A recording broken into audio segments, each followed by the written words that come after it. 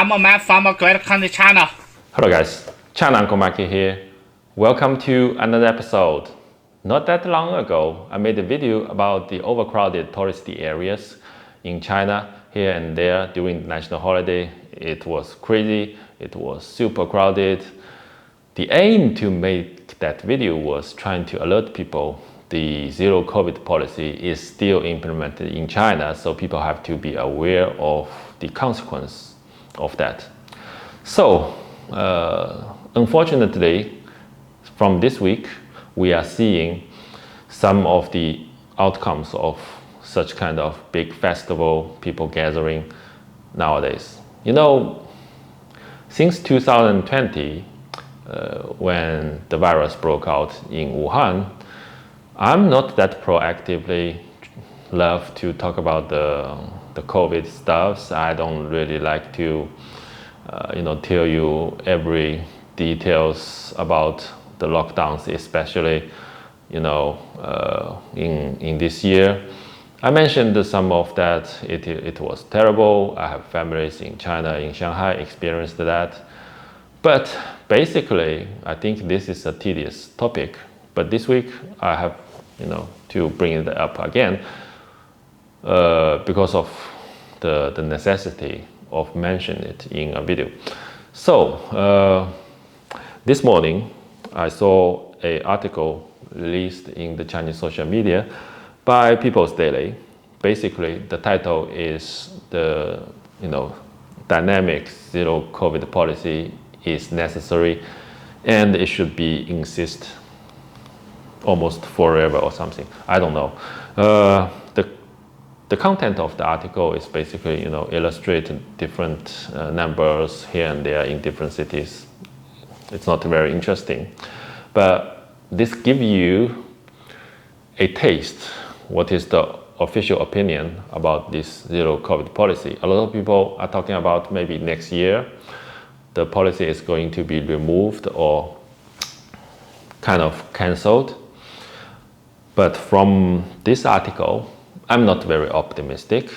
The reason is even in next year, the situation changed or hopefully it's getting better. It will not roll back to the situation if you compare to 2019 or something. There will be something is still there, such as the QR code, Hopefully the PCR test will be removed if we are talking about the optimistic outcomes in next year, or the international flights are going to be recovered, these kind of things. It is very optimistic, at least from today. I don't see any reason that we can be that optimistic. And some ridiculous things in this week is pretty interesting actually. One article is mentioned in Xinjiang Urumqi, the local government is helping the locked tourists to find a job locally, which is totally nonsense. Well, it's basically try to help them to find a job that they can do some kind of simple labor work, or they can make some kind of money to be able to pay the local expenditure when they are locked over there. It sounds crazy, right? And not from the official level. I also saw people have discussions. There are like Shanghai people, Shanghainese, during the national holiday. As before, they went to Sanya, like after the lockdown. Some of these morons think it is free to travel, so they went to Xinjiang, then got locked down in Urumqi. But the funny thing is, they are talking about the local government assigned some assignment to them. They got some pay, like 120 or 200 RMB a day, by collecting the grapes, like the fruit, and put them on the ground to let the sunlight to dry the fruit. This is their job during the lockdown. and their living condition wasn't that good. Some people posted some, living places. It looks like a hut. Sorry. So this is one thing. I think this is just showing you some your personal freedom is actually nibbled or take away from the government in the name of the COVID policy. And another thing is people are discussing and talking about the gun carriers of this medical stuff or police in the airport in Yunnan. The place or the airport is called Xishuangbanna. Xishuangbanna is a very hot tourist area, and just during the national holiday, there was one case or two cases broke out over there. Then the whole airport is shuttered. Thousands of the tourists are stuck over there. The most important one is Shanghai is kind of in partially locked down, unfortunately.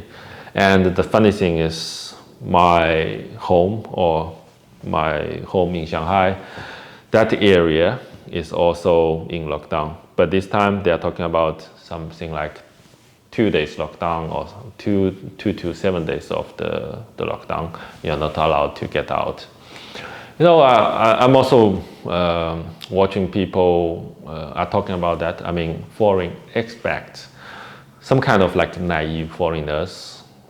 They went to China maybe last year or something. They are not that experienced about what is the real stuff in China. Basically, they are living in Shanghai, and they try to talk about some of the details, like what is allowed, what is not allowed, which area is in lockdown, but maybe in another area it's okay to drink a coffee over there. And they are also talking about masks and all this kind of, tedious nonsense. But what I'm gonna say is, these foreigners or the people are talking about all these kind of details are losing the point.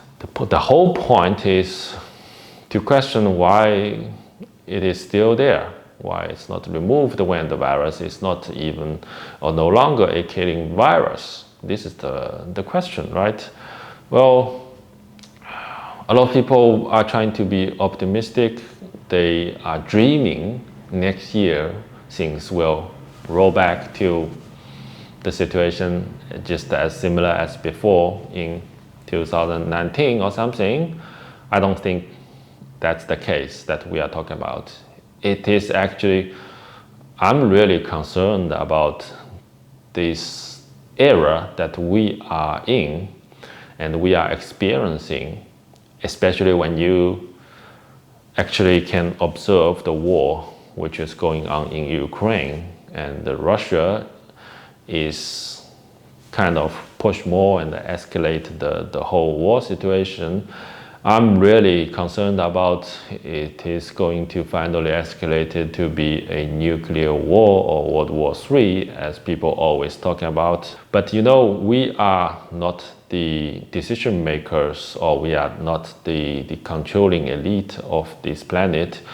The information that we can get or I can get is very limited. I can only search on the internet, where the internet isn't fully representing the real stuffs.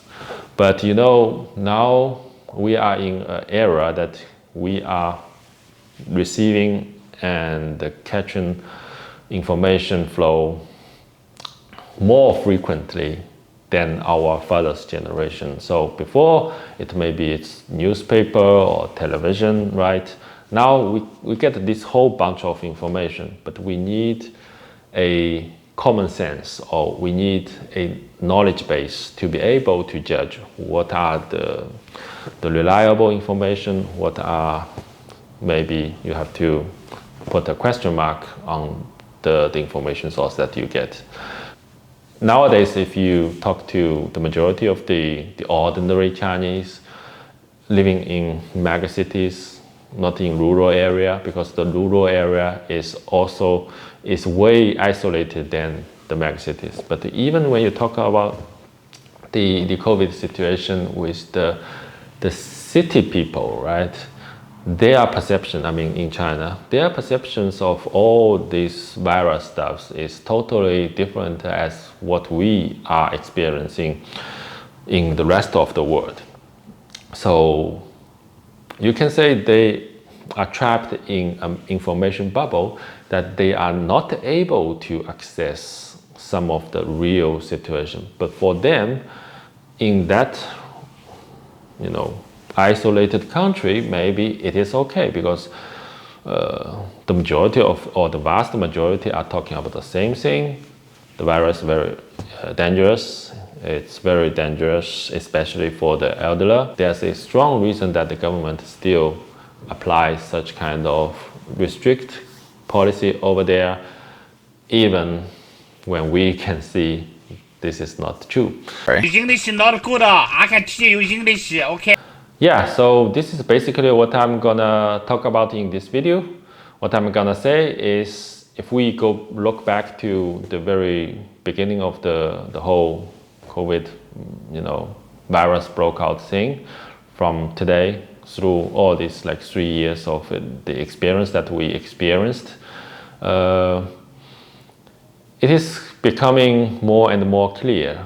It is not about a pandemic medical situation. It is not about the human healthy status. It is all about the freedom that they are going to take away. They are going to take away by high technologies, including camera surveillance everywhere, and the digital controlling code, which is called the healthy code, QR code on your mobile phone, and the vaccination, even when it's not working. And the most brutal thing is the lockdown. So lockdown is still there. You are not allowed to get out. So getting food supply is a problem. Then you are going to rely on the government to provide you something. Then your freedom is taken away, basically.